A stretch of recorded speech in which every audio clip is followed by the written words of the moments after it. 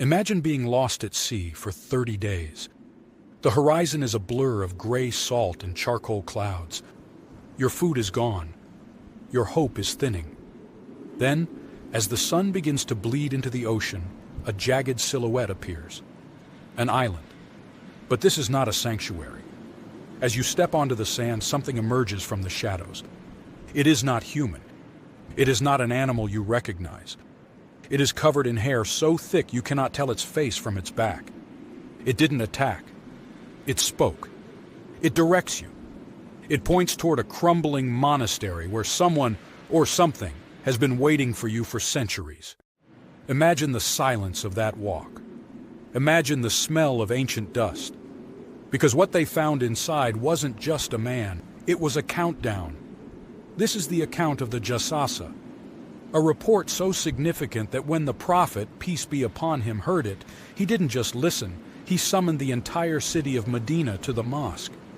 He sat on his pulpit, smiling with a cold, divine clarity, and said, "Tamim has told me something that matches exactly what I have been telling you."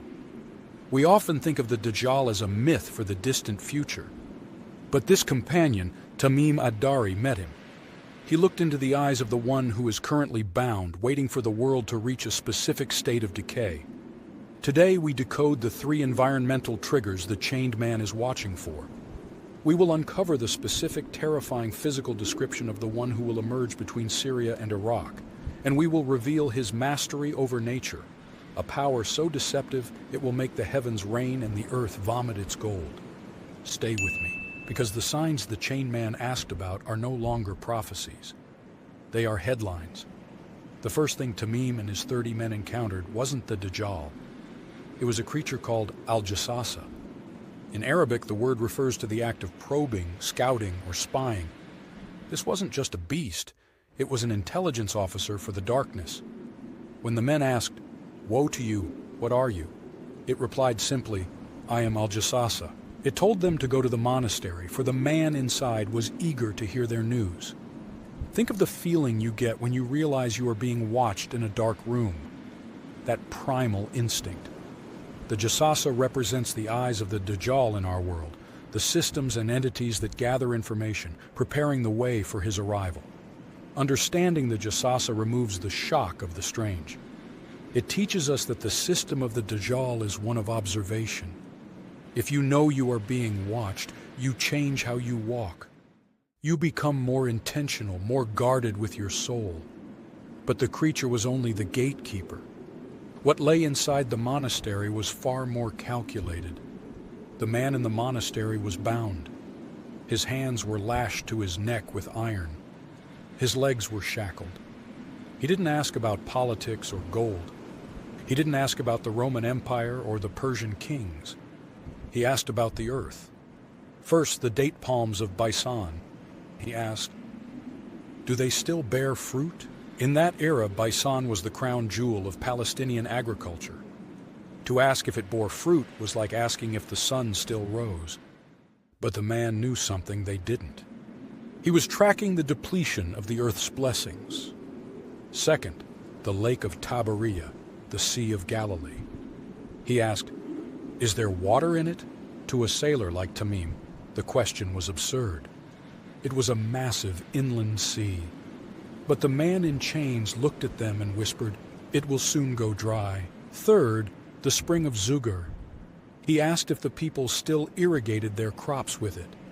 When they said yes, the man in chains looked at them and whispered, "It will vanish. These aren't just random locations. They are the vitals of the Holy Land." The hadith records that when Tamim confirmed these places were still lush, the chained man's mood shifted. He wasn't disappointed. He was calculating. He was waiting for the dryness. Today, the Sea of Galilee sits at historic lows, often hitting the black line where pumping must stop. Baisan, once a lush forest of palms, is now a landscape of modern industry and dwindling groves. The signs aren't coming. They are breathing down our necks.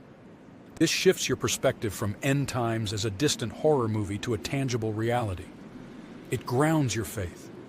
When you see the water recede, you don't panic. You recognize the prophecy. You realize the prophet, peace be upon him, gave us a GPS for the apocalypse. But as the men stood there, shivering in the presence of this giant, they noticed something about his face, something that explains why he is the ultimate deceiver. Let us stop. Look at him. The prophet, peace be upon him, described him with a precision that leaves no room for error. He is a young man, powerfully built, with hair so curly it looks like tangled grapes. But it is his eyes that haunt the mind. One eye is flat, sightless. The other, it protrudes. It bulges like a floating grape. It is a face of imbalance. He looks like Al-Uzza bin Qatan, a man known to the Arabs for his harsh, striking features. He who amongst you survives to see him, the prophet, peace be upon him, warned, should recite over him the opening verses of Surah Al-Kahf. Why the eyes? Because the Dajjal sees the world with one eye, the eye of the material, the eye of science without soul, the eye of power without mercy. He is blind to the spiritual reality. When you see a world today that focuses only on what can be measured and ignores what can be felt, you are seeing the one-eyed philosophy. And if his face is terrifying, his speed is even worse. He does not walk, he glides. Tamim asked who he was. The man replied, "I am the Dajjal." He explained that when he is released, he will move across the earth like a cloud driven by the wind. He will not just be a traveler, he will be a provider. To those who obey him, he will command the sky and it will rain. He will command the earth and it will bloom. Their cattle will return in the evening with humps so high and udders so full of milk that they will seem like miracles.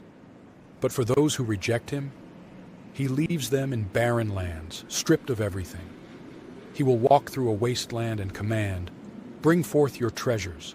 And the narration says the gold of the earth will follow him like swarms of bees. Think of the modern world's obsession with the grid. He who controls the food, the water, and the digital currency controls the people. The Dajjal uses the stomach to break the soul. He offers a paradise that is actually fire, and a fire that is actually paradise. And think about how he will command the sky to rain. Is this referring to cloud seeding? Or is it another mysterious power? And what is this treasure that will follow him? Is it the oil and gas of the Middle East? Or is it the gold and diamonds of Africa?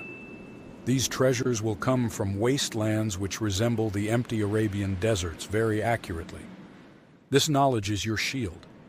When the world offers you success at the cost of your values, you're seeing a microdose of the Dajjal system. If you can't say no to a haram paycheck now, how will you say no to the man who controls the rain? The prophet, peace be upon him, ended the gathering with a final, chilling direction. The man finally identified himself. "I am the Dajjal." He spoke of a time when he would be permitted to leave. He spoke of a 40-day sprint across the globe. He told Tamim that he would visit every town on earth in 40 days. Every single one, except two. Whenever he tries to enter Makkah or Taiba, Medina, he will find an angel standing there, a sword of light unsheathed, barring his path. Every mountain pass, every entrance is guarded. The prophet, peace be upon him, struck his pulpit, thud, thud, thud, and said, "This is Taiba, this is Taiba, this is Taiba," referring to Medina. He then pointed toward the east. "He is in the east. He is in the east." Imagine a storm that covers the entire earth, but two cities remain in a bubble of perfect sunlight. That is the spiritual reality of the Haramain. The Dajjal is a master of the system, but he is physically barred by the divine. And if you can't get to these holy lands, then don't worry. Because to be in Medina is to be in the Sunnah, and to be in Makkah is to be in total submission to the One. The angels don't just guard gates. They guard hearts that are filled with the Quran. This brings a profound sense of security. It tells us that no matter how powerful the chained man seems, he is exactly that, chained. He is a prisoner of Allah's decree. Your safety lies in your proximity to what Allah loves. The ship reached the island by accident, but the message was sent by design. Tamim ad-Dari went back to his ship, a changed man. He had looked into the eyes of the greatest trial humanity will ever face. But notice the prophet's "peace be upon him" reaction. He was smiling. He wasn't smiling because the Dajjal is coming. He was smiling because the truth is consistent. He was smiling because the story of a sailor confirmed the revelation of a prophet. The man in the monastery is waiting. The water in the lake is dropping.